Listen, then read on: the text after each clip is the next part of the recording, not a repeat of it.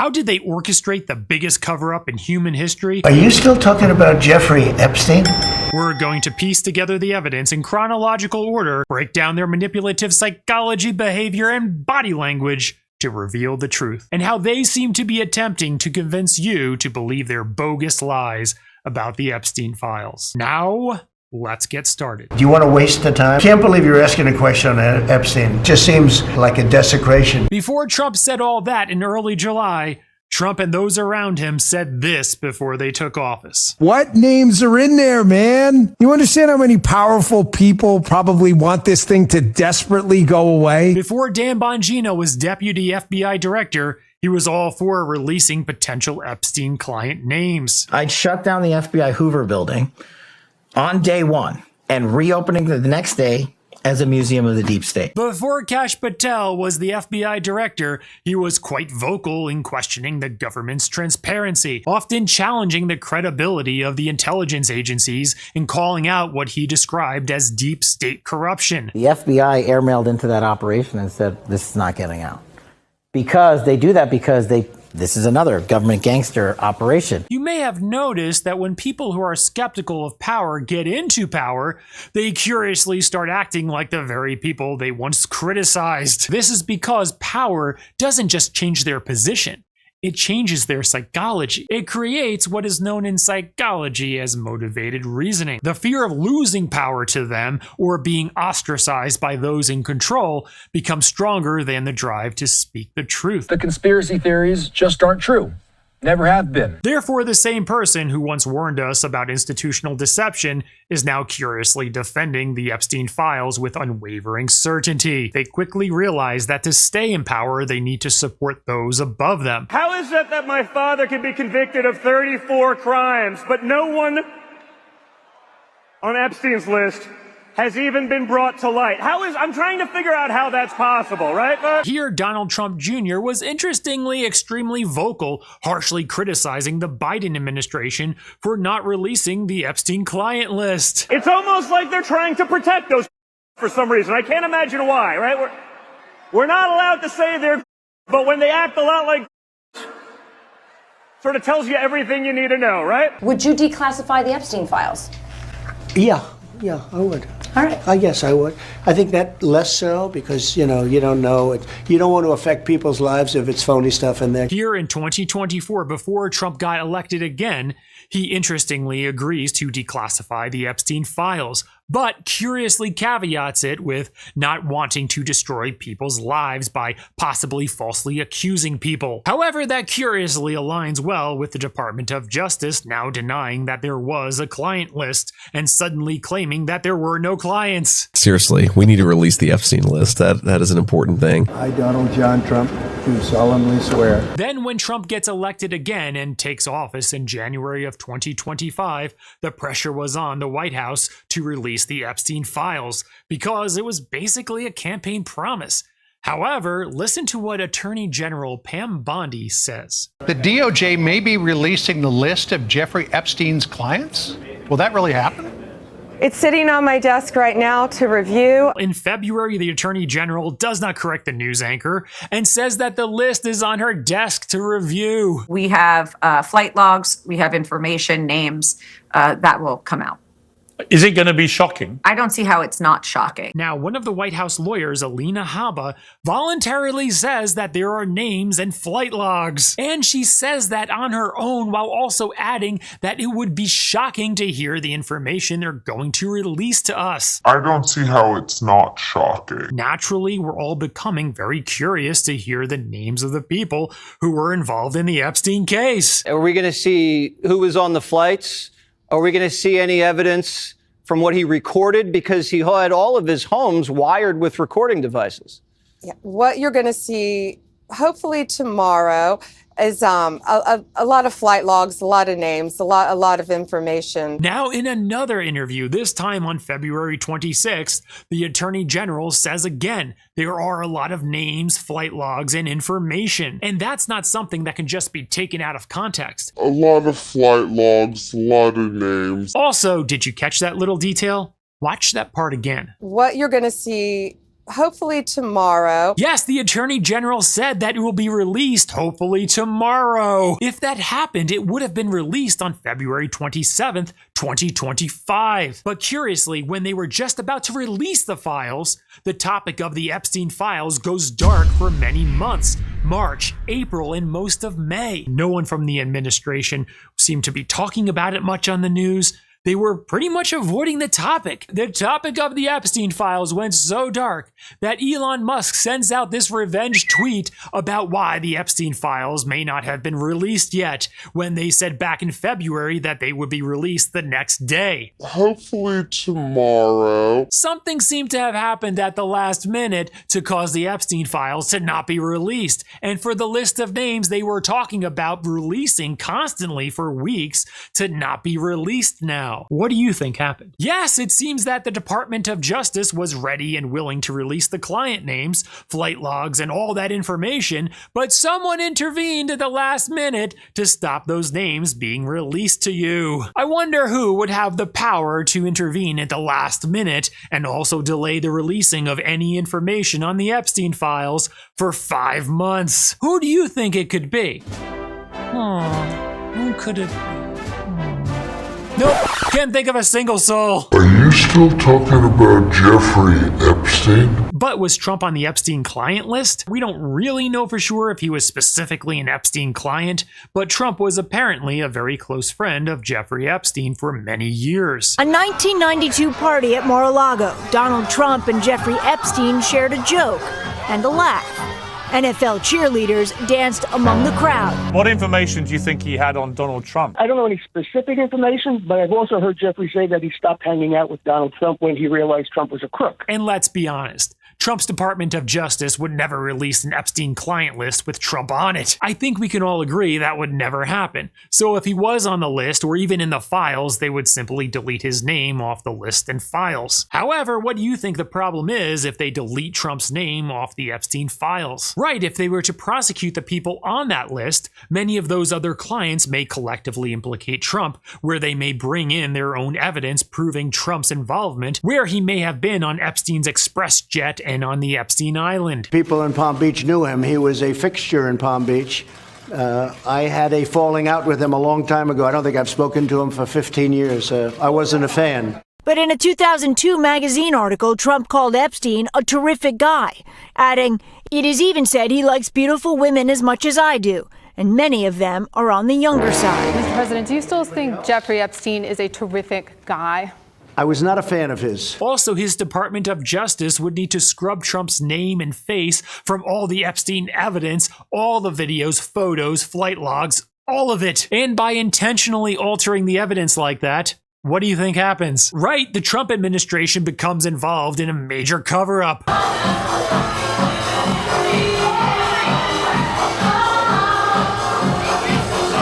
Also, how many of Trump's billionaire friends, donors, cabinet members, congressmen, political allies were also possibly on the Epstein client list, or whose name would at least appear in the Epstein files? You weren't ever on Jeffrey Epstein's jet, were you?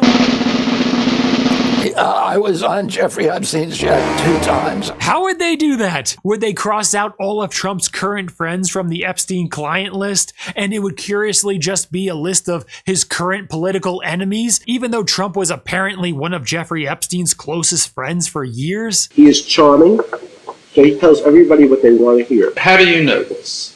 That was close to Schaik. Right, how does the Department of Justice get around the Trump connection to Jeffrey Epstein?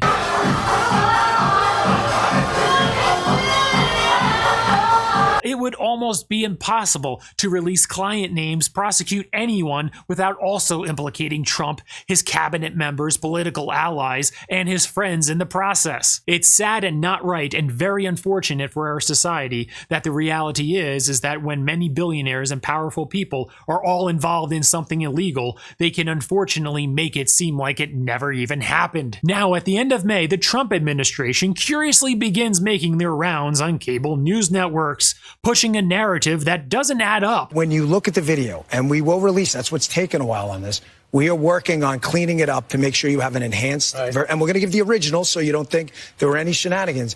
You're going to see there's no one there but him. Right. There's just nobody there. So I say to people all the time, if you have a tip, let us know. But there's no DNA, there's no audio, there's no fingerprints, there's no suspects, there's no accomplices, there's no tips, there is nothing. If you have it, I'm happy to see it. There's video clear as day. He's the only person in there and the only person coming out. You can see it. Dan Bongino now confidently implies that Epstein's jail footage is conclusive, that he himself, even though the jail security footage they released was not conclusive at all. Even Attorney General Pam Bondi oddly acknowledges that the Epstein jail security footage was not conclusive. The video was not conclusive. So what on earth is Dan Bongino talking about? There's video clear as day. He's the only person in there and the only person coming out. You can see it. This footage they released is anything but conclusive, and that's clear to anyone with even a shred of critical thinking or basic skepticism. Also, why is he relying on sketchy jail surveillance footage to make this determination and not using any of the autopsy results, which seem to point to homicide? There are multiple 3 fractures in the hyoid bone, the thyroid cartilage, more consistent with homicide. The actual pathologist who did the autopsy did not determine it was a suicide. They couldn't. They said it looked more like a homicide. Chief pathologist of New York, who did not see the body, claims it's a suicide. If you declare somebody died by suicide, there's really nothing to investigate. I think Dan Bongino has 2 choices. He is either extremely gullible or he's lying to cover up the truth. Which one is it, Dan? The footage doesn't show Jeffrey Epstein going to his cell. It doesn't show Jeffrey Epstein in his cell. It doesn't even show Epstein's body being taken out of the cell. This footage could have been from basically any prison from anywhere in the world. There's video clear as day. He's the only person in there and the only person coming out. You can see it. Also, the so-called jail security raw footage was not raw at all. It was suspiciously missing 1 minute, and it appears to be obviously edited and cut using Adobe Premiere Pro, which is the same advanced video editing software we use here. You said, as far as you know, he killed himself. Now watch FBI Director Kash Patel's body language and see if you notice any signs of possible deception, and then we'll rewind it and break it down. I'm telling you, he killed himself. Yes, when Mr. Patel says that, he starts out with a curious, prolonged closing of his eyes to apparently avoid eye contact with the interviewer, Brett Baer, and then curiously sucks in his lips in a wincing lip-locking motion. This body language cluster is often an indication of possible deception. It's because when someone lies, they often feel uncomfortable, which may cause extended eye closure to avoid looking at the interviewer. Mr. Patel also seems to show some incongruent body language with a partial head shake at that moment instead of an expected head nod, and that entire body language cluster is topped off with deeply pursed lips, which is a classic sign of possible deception. Can you guess why? I'm telling you, he killed himself. When someone tells a lie and they may purse their lips, it's because it's comforting, not only because our lips are sensitive, so there is a soothing quality, but also because they feel like their lips are locked shut to prevent the truth from escaping. There's the Epstein files. What's the answer to that? The answer to that is the same as everything else. I'm not going to withhold information from the American public ever, but I'm also not going to rush to get it out there in a format in which they can't rely on it. Also, let's think about this. If there were really no clients and Epstein really just had inappropriate massages and things like that, what would be the motive for Epstein to himself? He would have been out of jail pretty quickly and possibly released on bail if they really didn't have much on him. And what about Prince Andrew? Was he wrongfully accused and maybe wasn't an Epstein client now? It doesn't make any sense. This is so ridiculous. Do they really think we're stupid? So on the Epstein matter or any other matters, we are diligently working on that.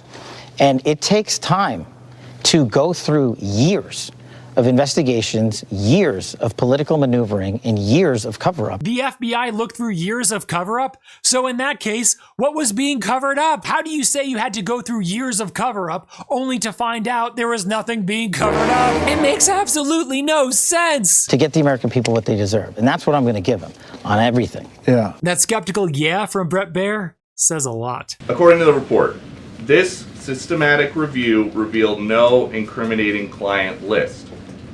So what happened to the Epstein client list that the Attorney General said she had on her desk. A lot of flight logs, a lot of names. Yes, I think we all know what happened to that Epstein client list. Trump's Attorney General Pam Bondi clashing with the FBI #2 official Dan Bongino. Pam, if you can't do your job, we'll find someone who will. What's going on with my boys and in some cases, gals?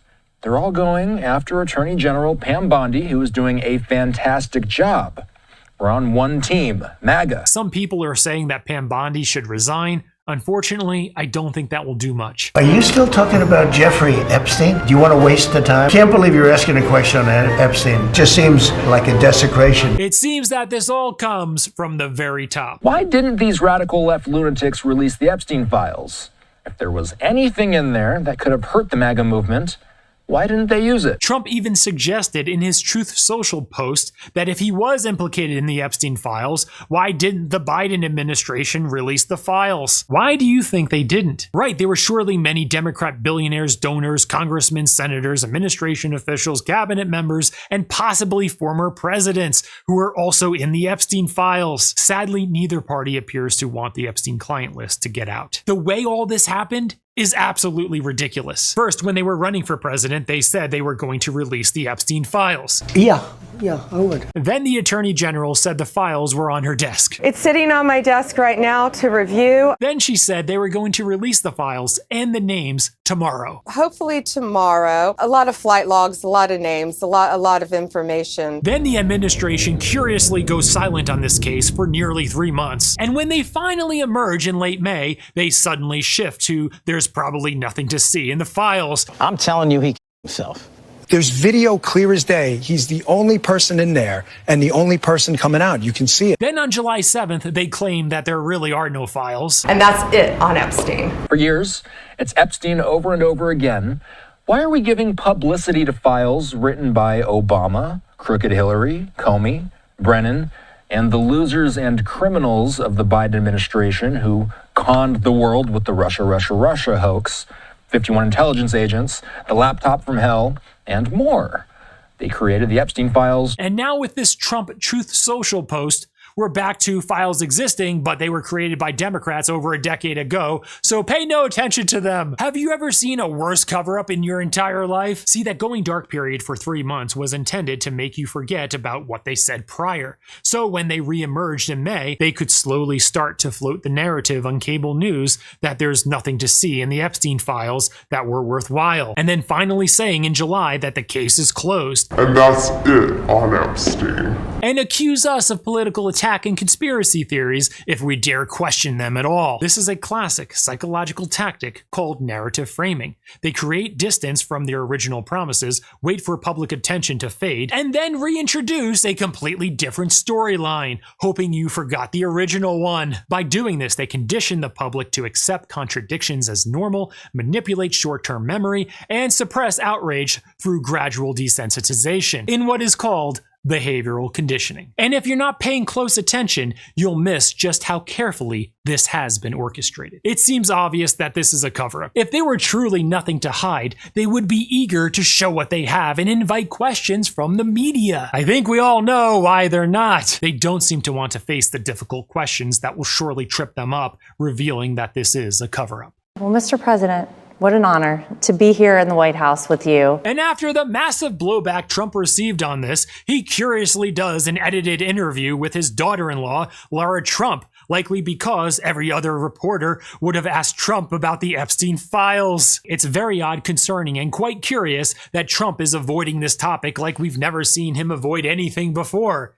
It appears something is up. Rich and powerful people he knew, who would have the ability to pull something like this off? My theory is that this was a targeted assassination. I believe somebody was planted. It's more consistent with either strangulation or a karate chop to the neck. It seems like a professional hit. Do you think Bill Barr wasn't telling the truth? Absolutely. Who's leading it? Yeah, well, who does Bill Barr work for? Bill Barr was Attorney General for Trump in 2019. Apparently, Mark Epstein, Jeffrey Epstein's brother, thinks that Trump was involved. However, remember, that's all speculation, but this case, even from the very start, was all incredibly shady. The Epstein victims deserve justice, and it's sad that they may never get it. Now in the comments, why do you think the administration is avoiding discussing the Epstein case? Let everyone know in the comments below. Subscribe for more. See you next time.